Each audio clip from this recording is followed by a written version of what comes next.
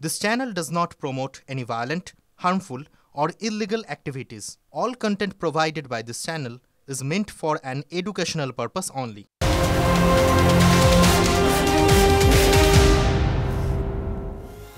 নমস্কার, টিভি9 বাংলা আপনাদের আরও একবার স্বাগত জানাই। দুপুর 2টো মানে আপনারা জানেন ফুল অ্যান্ড ফাইনাল। স্টুডিওতে মধুকল্পিতার সঙ্গে আমি শুভজিৎ রয়েছে আপনাদের সঙ্গে। আর শুরুতেই যে খবরে আমাদের নজর রাখতেই হবে, এই মুহূর্তে যে ঘটনা ঘটেছে, এই মুহূর্তে সব থেকে বড় খবর, দুর্গতদের পাশে দাঁড়াতে গিয়ে আক্রান্ত হতে হয়েছে সাংসদ এবং বিধায়ককে।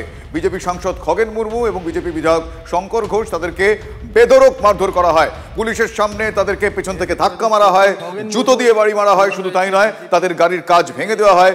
রক্তাক্ত অবস্থায় এই মুহূর্তে হাসপাতালে চিকিৎসাধীন খগেন মুর্মু এবং শঙ্কর ঘোষ। খগেন মুর্মু এবং শঙ্কর ঘোষের উপরে হামলা। এই মুহূর্তে বিগ বলে আপনার সেই ছবি দেখাচ্ছি আপনাদের। যে সময় আক্রমণ করা হয় সেই সময়কার ছবি দেখছেন।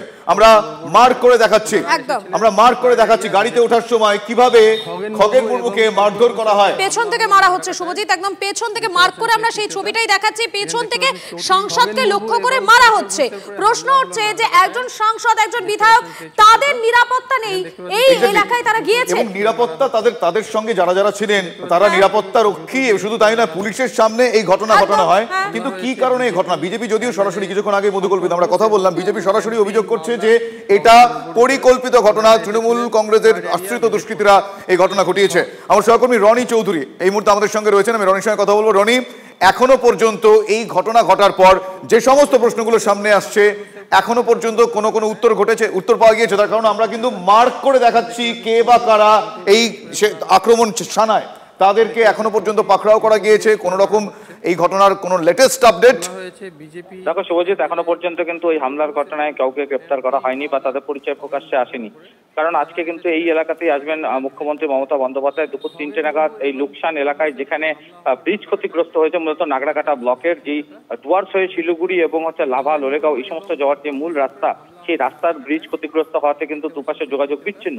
সেই জায়গাতেই আসবেন মুখ্যমন্ত্রী এবং ঠিক তার আগ মুহূর্তে বিজেপি বিধায়ক সহ সাংসদরা যখন সেই বামুনডাঙ্গা চা বাগান এলাকায়, বন্যা দুর্গত এলাকায় যান, তখন তাদের উপরে হামলা করা হয় এবং গাড়ি ভাঙচুর করা হয়।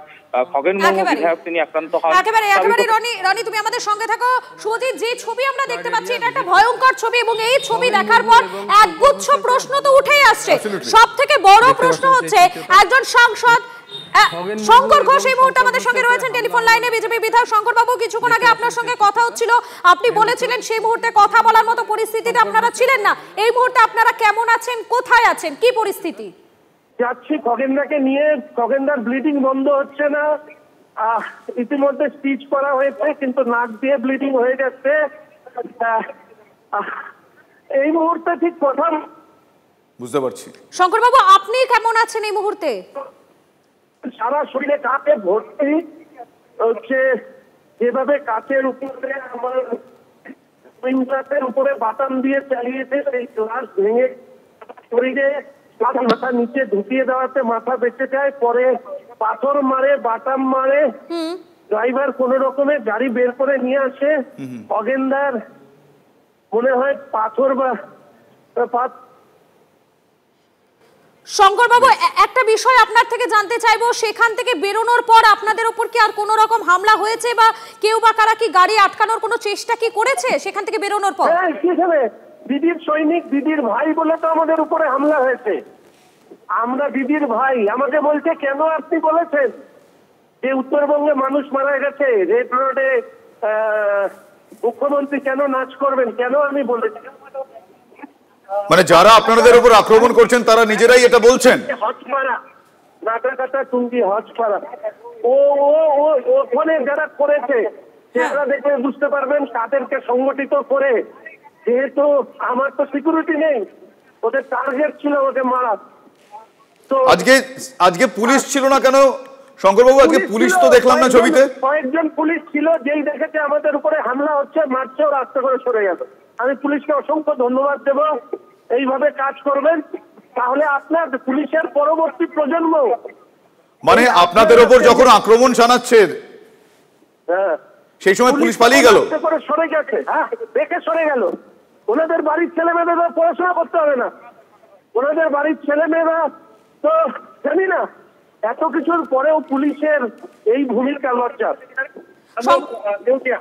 শঙ্করবাবু একটি বিষয় জানতে চাইবো। কিছুক্ষণ আগে উদয়নবাবুর সাথে কথা হচ্ছিল, তিনি বলছেন যে তিনি নাকি কিছুই জানেন না, তিনি নাকি নাগরাকাটার রাস্তায় রয়েছেন, এই ধরনের নাকি কোনো ঘটনা হয়েছে বলে তিনি জানেনই না। উদয়নবাবুর কথা আর বলবেন না প্লিজ, ওনার সম্পর্কে কিছু বলতেও চাই না আর ওনার কথা শুনতেও চাই না। রাজনৈতিক আবর্জনা একজন। উত্তরবঙ্গের মানুষ হয়ে উত্তরবঙ্গের মানুষ পড়ছে, মেরুদণ্ড থাকলে উনি মুখ্যমন্ত্রীকে বলতে পারতেন যে আজকে অন্তত প্রোগ্রামটায় আপনি অনুপস্থিত থাকুন, এইটুকু বলার মরদ নাই, আর উনি এই সমস্ত বলছেন। উনি তো অনেক বর্ষিয়ান লিডার, আমি ছোট থেকে ওনাকে চিনি, তো ওনার এইটুকু বলার সাহস হলো না। আর আমি যেহেতু বলি ওই জন্য আমাকে পৃথিবী থেকে সরিয়ে দেওয়ার চেষ্টা। হ্যাঁ শঙ্করবাবু, একটা ছবি আমাদের কাছে এসেছে, দুটো ছবির আমি আপনার কাছ থেকে জানতে চাইবো এই ঘটনাগুলো কি। এক হচ্ছে আপনাকে ধাক্কা মারা হয়েছে, আমরা দেখতে পাচ্ছি স্পষ্ট। অপরদিকে সাংসদ যখন গাড়িতে উঠছেন তখন তাকে কিছু একটা হাতে নিয়ে তাকে মারা হচ্ছে, প্রবাবলি জুতো, যেটা মনে হচ্ছে। পেছন থেকে ক্রমাগত মেরে গিয়েছে, পেছন থেকে ক্রমাগত মেরে গিয়েছে।